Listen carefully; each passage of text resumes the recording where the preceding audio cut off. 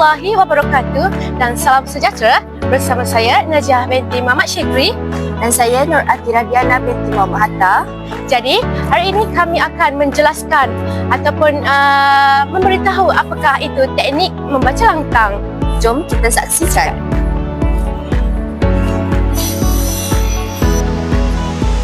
Najiah, kau tahu tak apa itu maksud teknik membaca langkang? Teknik membaca langkang.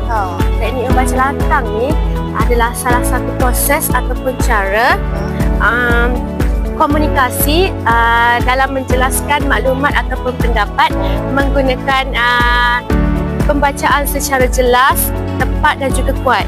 Itulah teknik membaca langkang. Jadi saya baru tahu apa itu maksud teknik membaca langkang. Tapi dalam bahasa Inggeris kita boleh sebut sebagai read aloud, yang mana ia sama saja definisi seperti tadi, yang menjelaskan maklumat ataupun pendapat itu secara kuat ataupun mudah difahami oleh pembaca.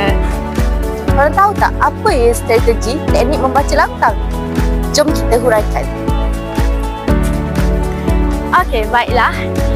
Teknik membaca langkang mempunyai 4 strategi, di mana yang pertama adalah ulang dan membaca serentak.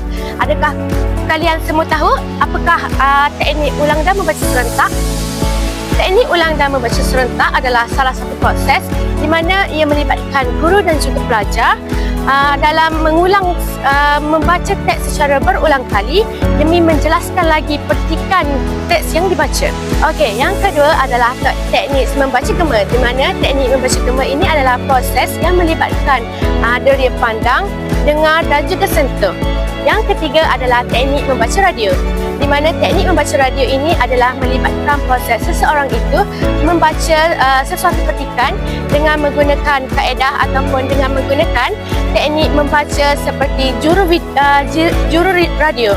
Yang keempat adalah teknik membaca teater ataupun teater membaca, yang mana melibatkan seseorang itu membaca sesuatu petikan ataupun membaca teks yang berasaskan pementasan drama.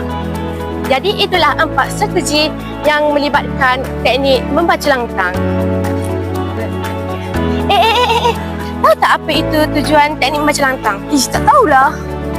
Nak tahu tak? Nak. Okey, baiklah. Teknik membaca langkang mempunyai banyak sangat tujuan, iaitu yang pertama adalah melatih sebutan dengan supaya betul. Iaitu sebenarnya teknik membaca langkang ini penting bagi seseorang untuk menyebut sesuatu perkataan ataupun kosakata itu secara betul dan juga tepat. Yang kedua adalah, tahu tak? Tak tahu. Tak tahu. Okey, yang kedua adalah meningkatkan keyakinan diri. Kenapa saya kata teknik membaca langkang ini dapat meningkatkan keyakinan diri? Kerana bila kita membaca dengan jelas dan juga tepat ataupun padat, kita akan meningkatkan keyakinan diri kita untuk membaca sesuatu petikan tersebut dengan baik. Yang ketiga adalah tujuan dia adalah meningkatkan pemahaman terhadap sesuatu teks. Kenapa saya kata ia dapat meningkatkan pemahaman terhadap sesuatu teks? Tahu tak? Tak tahulah. Okey, tak tahu. Jadi sebenarnya bila kita menggunakan strategi ulang dan membaca serentak, kita dapat meningkatkan pemahaman kita terhadap sesuatu teks. Sebab kita mengulang dan mengulang, jadi kita akan ingat secara teliti dan juga jelas. Itu sahaja yang dapat saya kongsikan tentang tujuan. Tahu tak apa itu kelebihan membaca langkang? Tak tahu?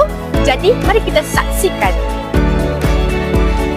Melalui teknik membaca secara langkang, pelajar dapat mendengar serta memahami teks yang dibaca melalui perbincangan bersama rakan. Yang kedua ialah pelajar dapat meningkatkan penggunaan pembendaharaan kata kerana mereka dapat mendengar penggunaan perkataan itu dengan lebih jelas dan teliti.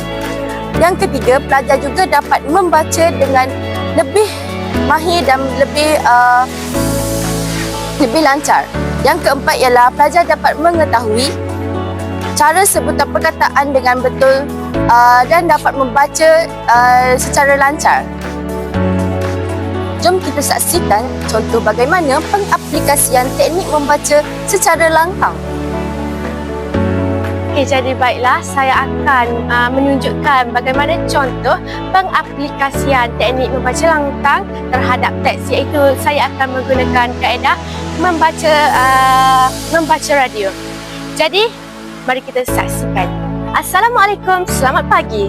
Salam Malaysia Madani. Tekad perpaduan penuhi harapan. Kepada para pendengar sekalian, siaran Sinar Pagi Merdeka dekat di hati hari ini. Anda semua bertemankan saya, DJ anda, Khaira dan Marisa.